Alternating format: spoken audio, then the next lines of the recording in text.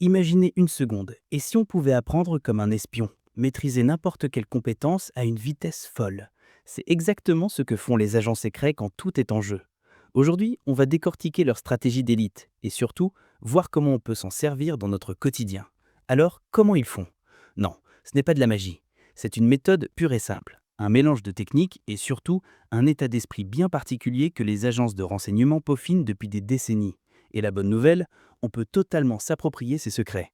Et c'est exactement ce qu'on va faire. Ok, avant de plonger dans la boîte à outils, il faut poser les fondations. Et la fondation, c'est l'état d'esprit. Pour un espion, tout, absolument tout part de là. En gros, il y a deux piliers qui soutiennent leur façon d'apprendre, l'urgence et l'observation. Regardons ça de plus près. Et ce qui est génial, c'est que c'est hyper accessible. Vraiment. D'un côté, on a l'urgence. L'idée, c'est de se mettre une deadline un peu folle, genre une semaine pour choper les bases d'un truc. Le cerveau, il adore ça. Il passe direct en mode turbo. Et de l'autre, l'observation. C'est simple, on regarde une scène, on se retourne et hop, on essaie de lister 5 détails précis. C'est de la muscu pour la mémoire, ni plus ni moins. Bon, maintenant que le mental est prêt, passons aux choses sérieuses. L'arsenal. On va voir ensemble 7 techniques, 7 véritables secrets de pro que les espions utilisent pour apprendre plus vite que tout le monde. Règle numéro 1, l'efficacité. Zéro superflu. Un espion n'a pas de temps à perdre. C'est là qu'intervient la fameuse loi des 82. Le but, c'est de trouver les 20% d'infos qui vont donner 80% des résultats. Prenons une langue. Au lieu de s'attaquer au dictionnaire, on se concentre sur les 500 mots les plus utilisés. C'est le principe de Pareto, mais en version service secret. Ah, le palais de la mémoire. C'est une technique quasi légendaire, on se croirait dans un film. Le concept est simple. On visualise un endroit qu'on connaît par cœur et on y dépose mentalement les infos à retenir. Disons qu'on doit mémoriser une liste de noms. Eh bien, on imagine le premier assis sur le canapé, le deuxième qui regarde par la fenêtre. Le cerveau fait le lien entre l'info et le lieu et ça devient quasi impossible à oublier. C'est une arme absolue. Encore une astuce simple, mais tellement puissante. Le découpage. Un long numéro comme ça, c'est impossible à retenir. Mais si on le coupe en petits blocs, comme un numéro de téléphone, ça devient un jeu d'enfant. C'est parce que notre cerveau est fait pour traiter des petites bouchées d'infos. Et ça marche pour tout. Un morceau de musique, une ligne de code, n'importe quoi. Alors, question cruciale. Qu'est-ce qui est le plus efficace? Relire encore et encore ou essayer de se souvenir de l'info? Ça a l'air de rien, mais la réponse risque bien de changer complètement la façon dont on aborde l'apprentissage. Relire passivement, franchement, c'est un peu se voiler la face. On a l'impression de savoir, mais en fait, on ne fait que reconnaître l'info. Le rappel actif, c'est le test ultime. C'est forcer son cerveau à aller chercher l'information. Comment on fait? Avec des flashcards, en se posant des questions, ou encore mieux, la technique des champions. On essaie d'enseigner le sujet à quelqu'un d'autre. C'est là qu'on voit si on maîtrise vraiment. Le bachto, pour un espion, c'est hors de question. La concentration, elle doit être chirurgicale, et pour ça, il y a l'astuce Pomodoro. C'est simple, on travaille à fond, en mode hyper focus pendant 25 minutes, pas une de plus. Puis, pause de 5 minutes. Ce rythme de sprint, ça garde le cerveau frais et la concentration au top.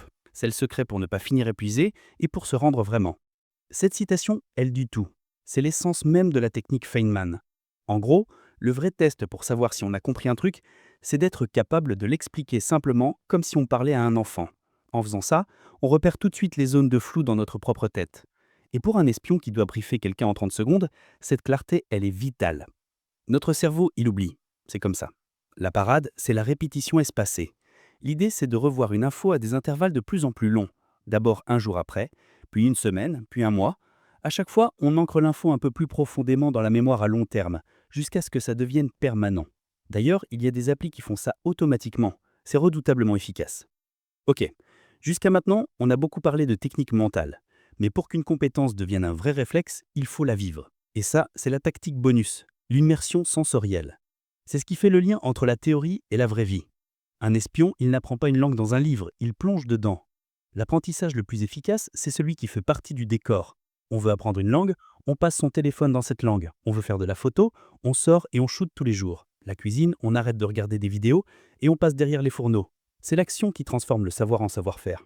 C'est bien joli d'avoir plein d'outils, mais si on ne sait pas comment s'en servir ensemble, ça ne sert pas à grand-chose. Ce qui fait toute la différence, c'est d'avoir un plan de bataille. Alors, il est temps d'assembler toutes les pièces du puzzle. On va activer le mode espion avec un plan en 4 étapes. Alors voilà le plan de match. Étape 1, on trouve notre cible, le fameux 20% qui compte vraiment.